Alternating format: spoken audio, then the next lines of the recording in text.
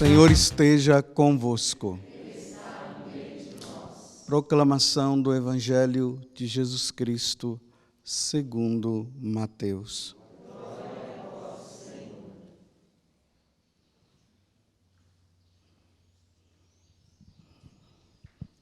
Naquele tempo, Jesus viu um homem chamado Mateus, sentado na coletoria de impostos, e disse-lhe: segue-me.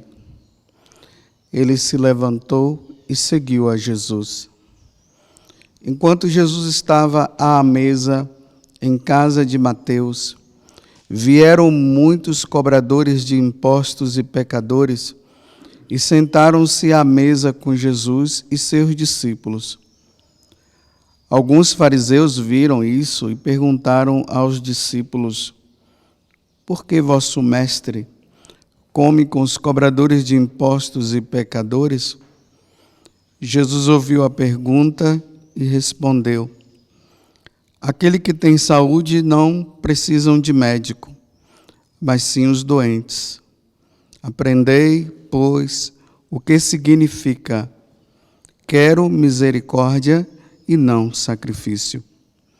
De fato, eu não vim para chamar os justos, mas os pecadores. Palavra da salvação.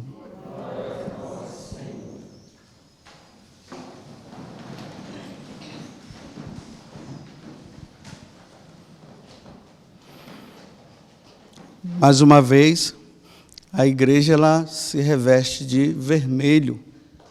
Ontem nós estávamos revestidos assim. E hoje, novamente. Como eu falo para vocês, eu falei, né?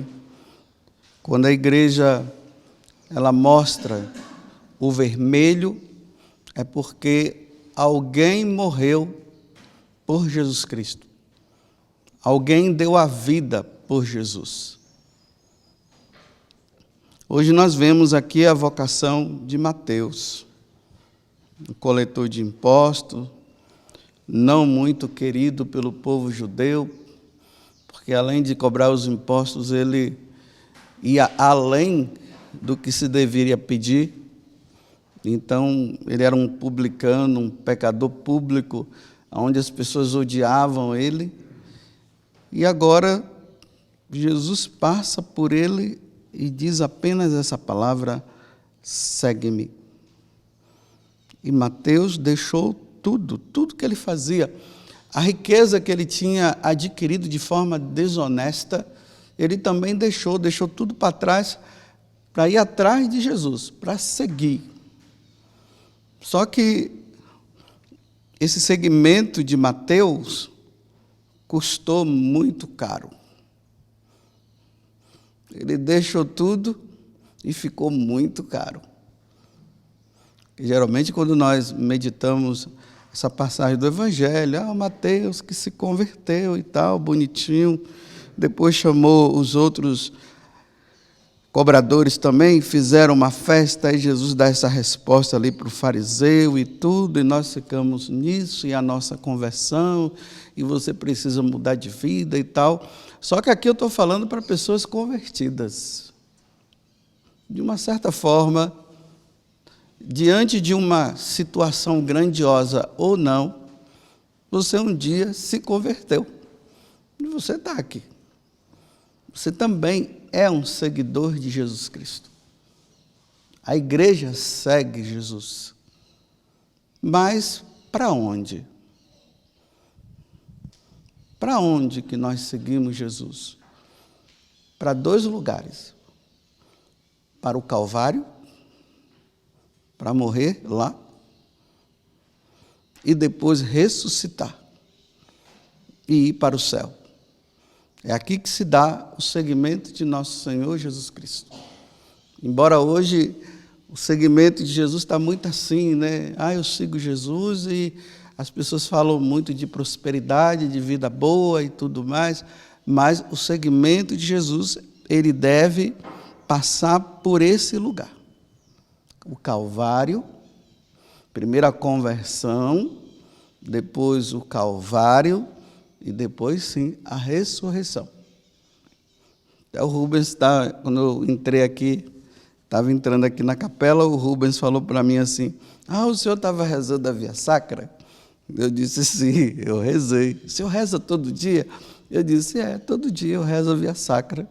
Porque já aqui na descida, eu venho descendo, vou fazendo o caminho, quando chega mais ou menos por ali, eu já sei quais são as outras estações, né? A 13ª, não, a 12ª, a 13ª, a 14ª, que está lá em cima, aí eu já medito já na minha memória, na minha mente, e depois eu venho para a igreja para celebrar aqui o martírio de nosso Senhor Jesus Cristo. Mas sempre quando eu falo a primeira estação, Jesus é condenado à morte, eu digo, nossa, ele foi condenado a morrer. Essa foi a condenação. Ele poderia ter sido absolvido, mas ele teve que morrer. Tinha que morrer. Ele deveria morrer por cada um de nós, ele deveria nos salvar. Então, os seguidores de Jesus também são chamados a viver isso. Aqui, quando Mateus é chamado, quando Jesus fala, segue-me, ele não tinha essa consciência de que ele iria dar a vida.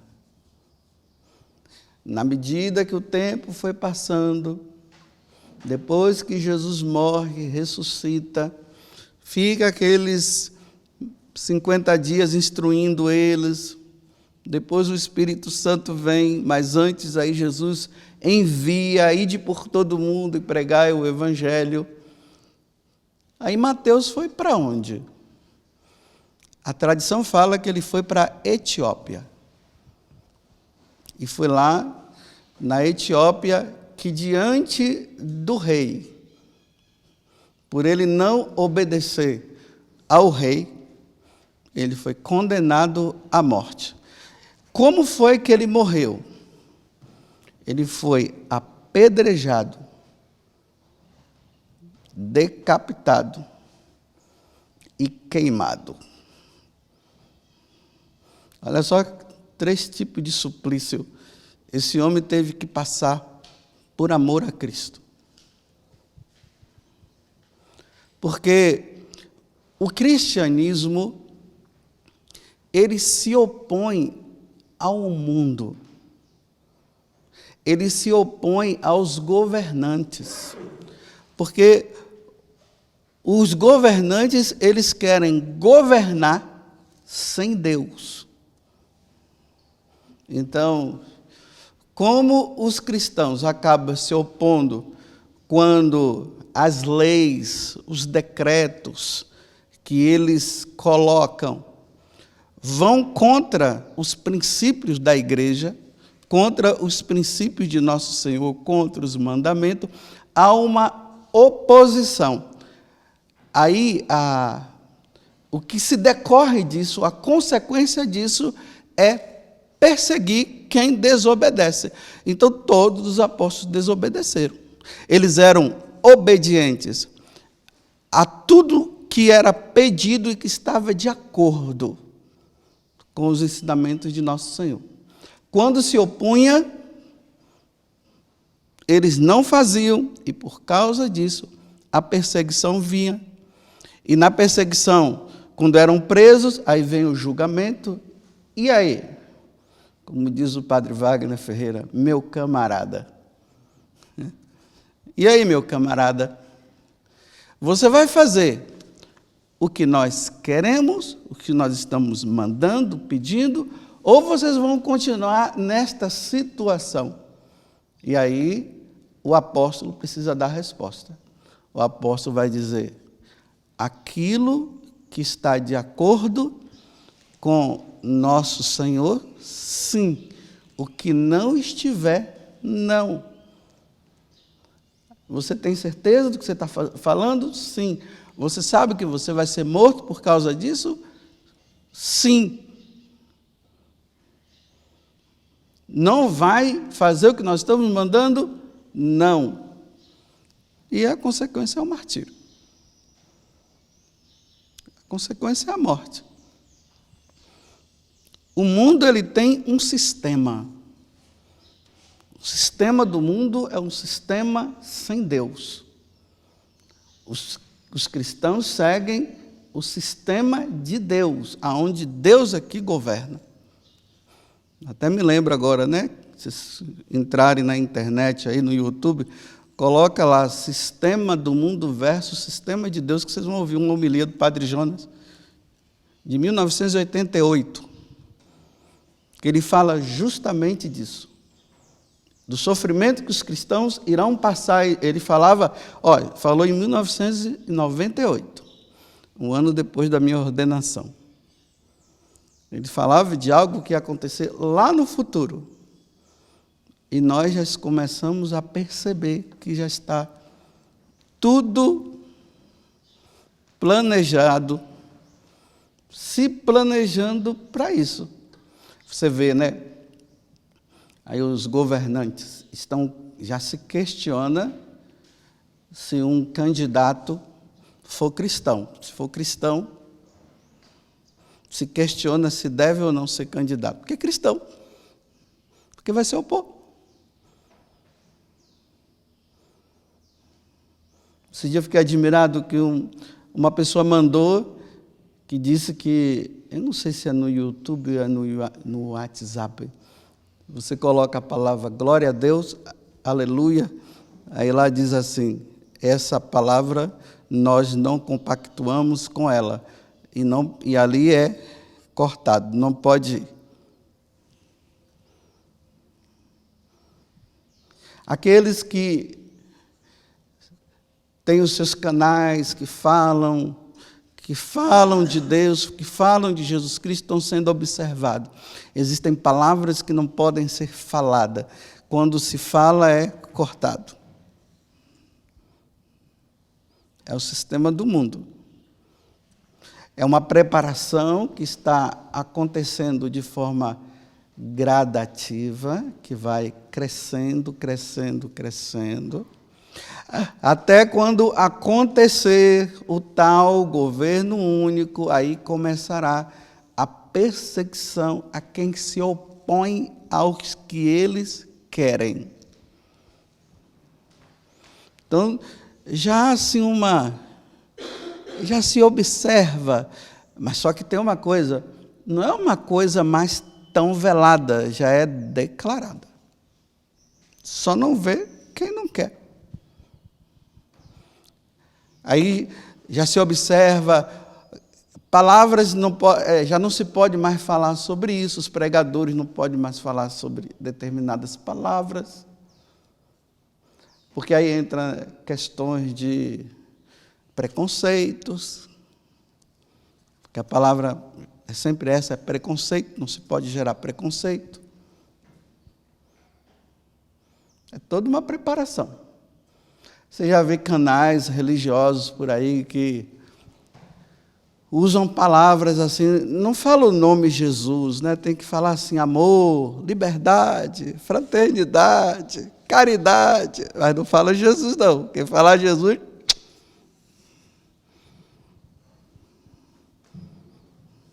É por isso que ontem eu falei para vocês, quando terminou a missa, né? Eu falei aqui para vocês que participam, nós estamos caminhando para que os microfones sejam calados. Para quem fala de Jesus. Imagine você ter uma emissora ou um canal de televisão para ficar ensinando receita de bolo. Isso aí é para lá, não precisamos disso. Quem vai evangelizar não precisa ficar falando de receita de bolo. Tem que falar da grande receita, né?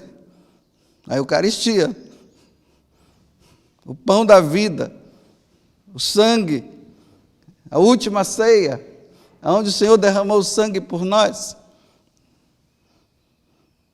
Vai se mudando, porque não se pode falar disso, não se pode falar daquilo. Já se fala assim, evangelização indireta. Não, evangelização precisa ser direta. Porque a boa nova consiste em falar de quem? De uma pessoa. Essa pessoa se chama Jesus Cristo. É ela que precisa ser falada. O rosto de Cristo. Falar de Cristo. Ele é o caminho, Ele é a verdade, Ele é a vida. Então, se você entra na onda de contrapor, você será perseguido. Mas aí é que está, como eu falei ontem, né? Os cristãos de hoje são formados a serem covardes e medrosos. Tenha medo, cuidado, não fala isso, não fala aquilo. Aí nós vamos ver os apóstolos sempre diante dessas grandes autoridades, dizendo a verdade. E aí, porque o Mateus falou demais, o que foi que deu? Foi isso. Foi apedrejado, queimado. Porque falou demais. Foi contra. Por isso que nós encontramos até dentro da igreja 2 grupos de cristãos. Aqueles que são chamados de, assim, são radicais, porque querem seguir Jesus, porque rezam, porque não se adaptam a determinadas coisas. E tem aqueles outros que são cristãos, mas eles vivem como pagão, a mesma linguagem, eles gostam daquelas coisas, e vão assim. Aí você vai vendo a diferença. Aqueles que não falam mais a verdade, ficam falando... Uns falam mais ou menos, outros nem falam. Aí tem os cristãos que vão se contradizendo diante daquilo que Jesus fala. Mas, né, nessas questões aí de preconceito e tudo mais. Aí imagina, falar de aborto, não pode falar. Ideologia de gênero, né? Ah, não pode falar, não pode falar. Quem é a favor pode, agora quem é contra não pode. E como é que vai ficar? Eu pergunto, meus irmãos, diante do mundo que nós estamos, nós vamos falar de quem? Se nós não vamos poder falar de Jesus Cristo, vai falar de quem? Do diabo? Porque o diabo também está em alta, viu? O diabo agora está em alta. Já estão dizendo, trazendo filmes, dizendo que ele é bonzinho, que essa história que a igreja sempre mostrou que ele é mau, não é bem assim, que ele é bom. Falar do diabo pode, mas falar de Jesus Cristo não pode, não. O que é que vai restar? Vamos falar de quê? Só resta uma coisa. Ensinar a fazer cocada, ensinar a fazer uma boa feijoada, ensinar a fazer um bolo, só resta isso.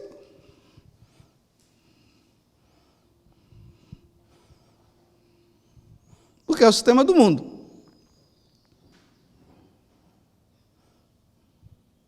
E aí, você está preparado para isso?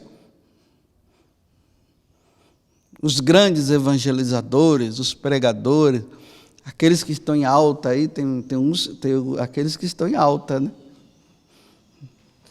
No tempo da perseguição vai ficar em baixa. Ou some ou enfrenta.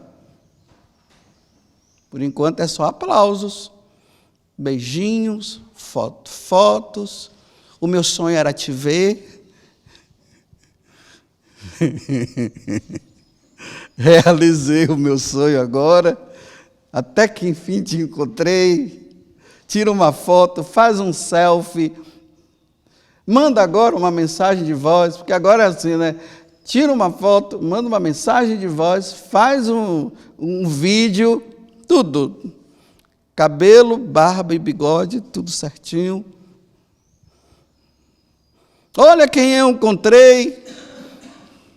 Lutei tanto para te encontrar, nem sabia que eu ia te encontrar aqui. Nossa, me dá um abraço. No tempo da perseguição, não tem isso. Sai daqui, bicho feio. Não quero saber de você.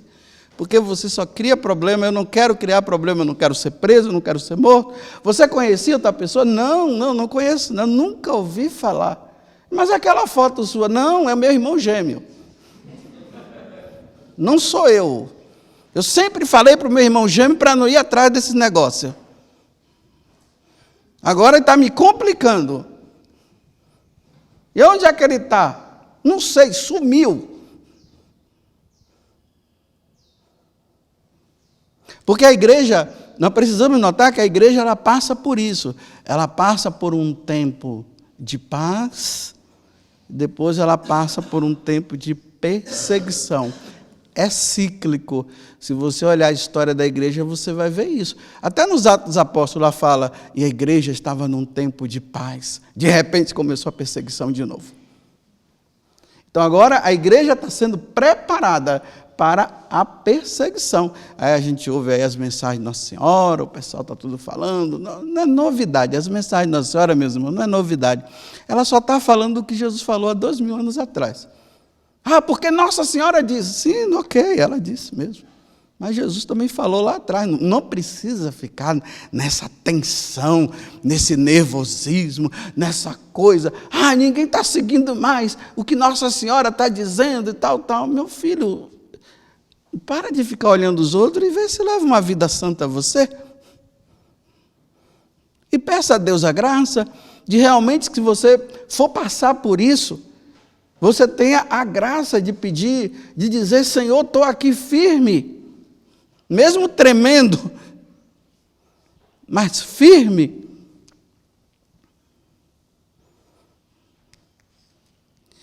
Tudo está ficando cada vez mais claro. Você vê até os próprios cristãos dizendo assim, olha, não fala isso não.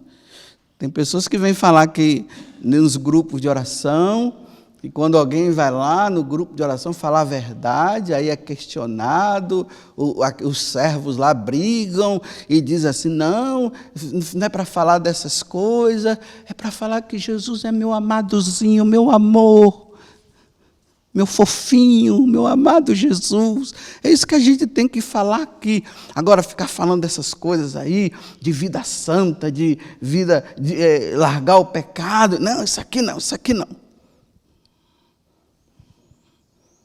Aí são os cristãos perseguindo os próprios cristãos. E aí, até quando? Então, hoje a igreja está relembrando mais uma vez, mais um apóstolo que morreu. Seguiu Jesus e morreu. Não estou falando para vocês que isso vai acontecer em 2030, porque eu não sou visionário. Jesus não falou isso para mim, o Pai não falou para ele, então eu não sou maior do que Jesus. Então, Jesus, eu só estou dizendo para vocês que tudo mostra, só não vê quem não quer. As coisas estão todas acontecendo, então preparemo-nos. Levemos uma vida, estudem, rezem, e não brinca mais não. E nós aqui que somos missionários, né? Essa é a missionária da Canção Nova, nossa Senhora, meu Deus, como é que é lá? Nossa, lá é o paraíso. Lá é bom demais. Você já foi lá? Não. Vai lá para você ver. Nossa, é ótimo. Nossa, eu queria ter um filho missionário da Canção Nova. Você sabe lá o que você está dizendo? Porque o Monsenhor nos preparou para esse momento, ou não? Ou não? Ou já esqueceram?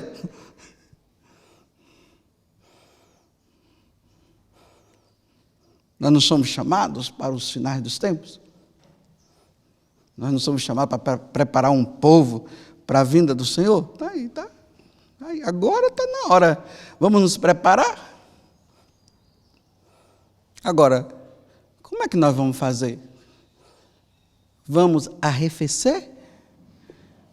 Diante dessa pregação do Padre João do sistema do mundo versus o sistema de Deus, e aí? Como é que vai ser o sistema de Deus versus o Sistema do mundo. Como é que a gente vai? Agora a gente vai fazer o quê? A gente vai o quê? Vamos falar o quê?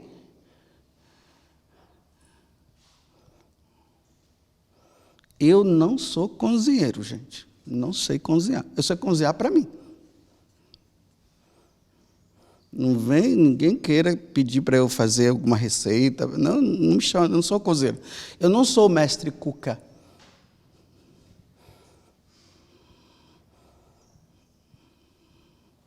O que iremos fazer agora? Os microfones estão sendo calados. Em pouca hora, para tudo. Então agora é a hora de falar. Mas você está disposto a ser criticado? Está disposto a receber dislike?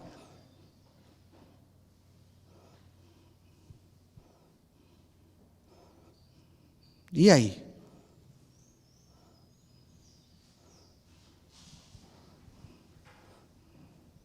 Está disposto a ser fiel? Agora que você já encontrou seu estado de vida, e agora? Está tudo certinho, tudo bonitinho, vai fazer o que agora? Agora é hora.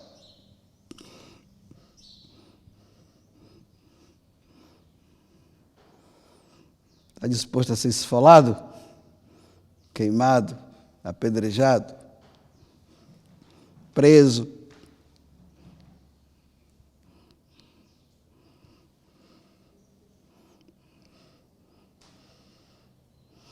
Termino com aquela história, né, que eu já contei aqui várias vezes. Estava se celebrando uma missa escondida, tempo de perseguição.